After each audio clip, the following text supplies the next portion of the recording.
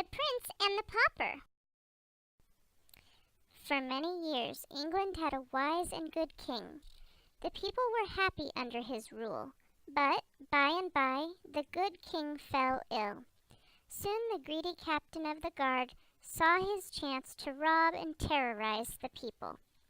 Without firewood to heat their simple homes and enough food to eat, people suffered terribly throughout the land.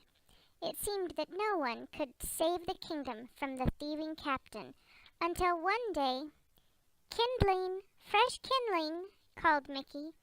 Beside him, Goofy shouted, "Get your snow cones here, plain and rock and twig."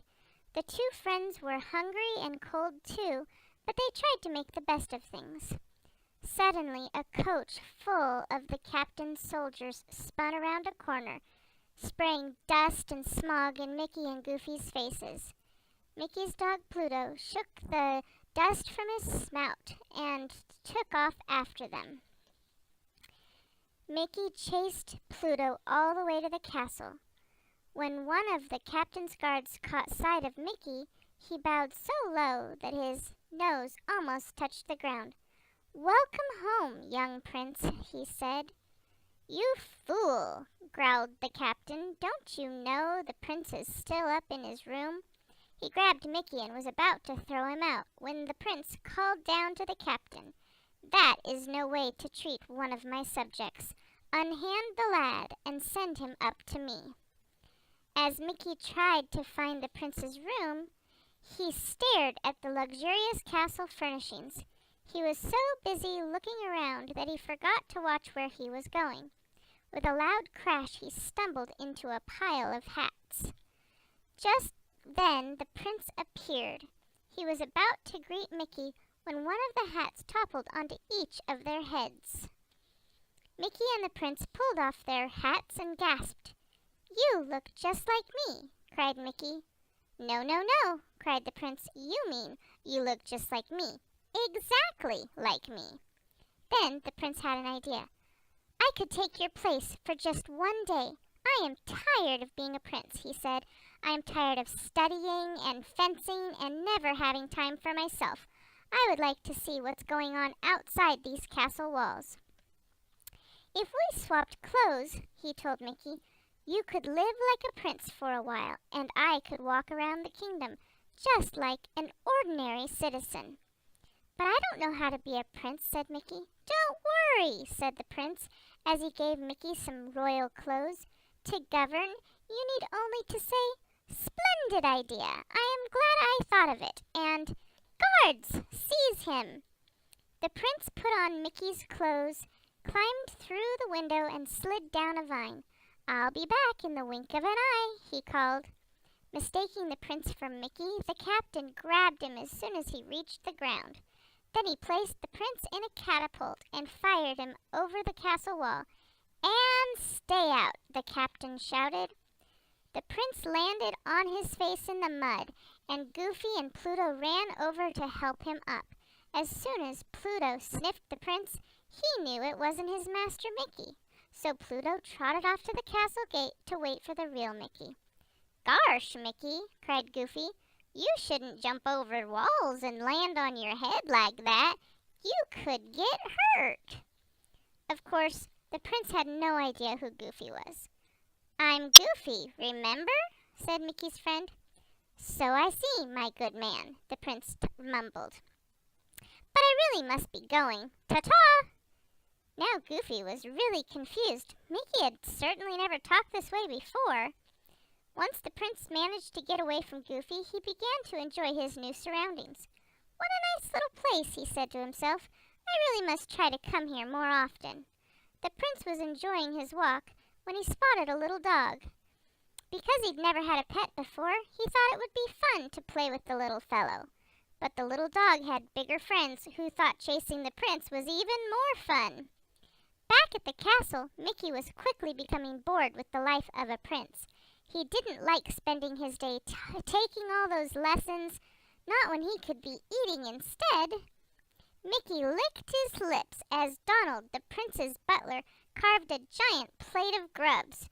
Mickey was about to help himself, but Donald pushed him away. Your Highness?" said Donald. "Not yet. Remember, I have to taste it first. What if one of your enemies was trying to poison you?"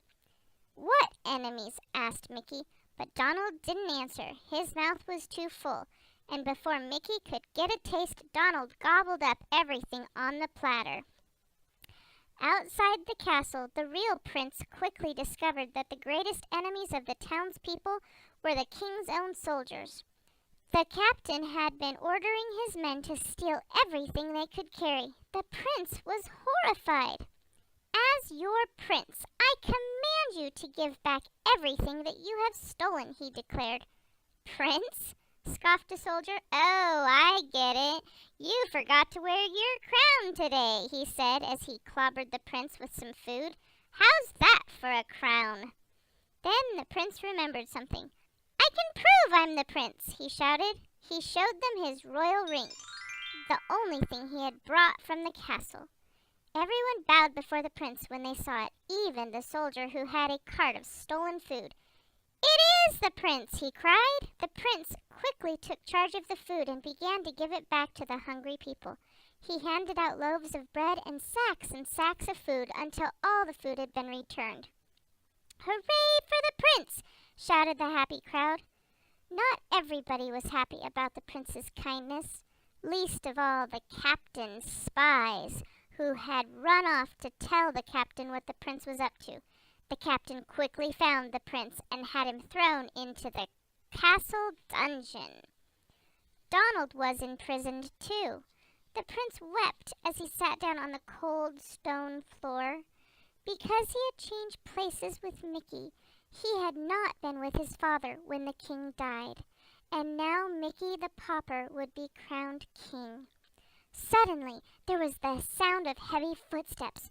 Donald and the prince peered through the cell door to see a dark figure coming toward them. He was carrying a very sharp axe.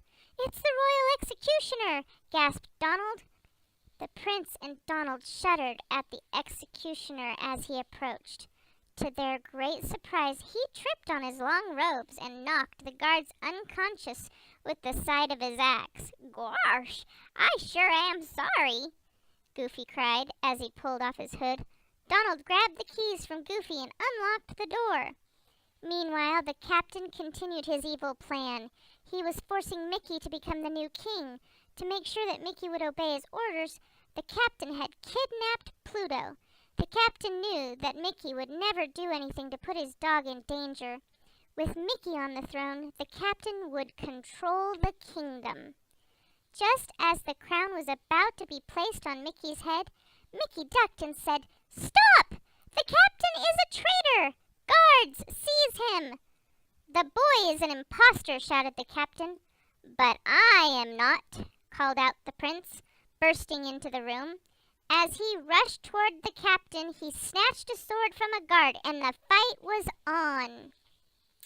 Goofy and Donald were doing their best to help the prince.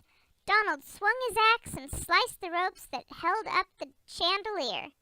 It fell down on a whole crowd of soldiers. When the brave prince knocked the guard's sword out of his hand, the townspeople cheered. "Off to the dungeon with them," commanded the prince. The townspeople tied up the captain and his men and led them away. When it was time for the ceremony, the real prince was crowned king, and the people could feel safe once more with a kind and generous ruler. The people all lived happily ever after, all thanks to Mickey, Goofy, and Donald.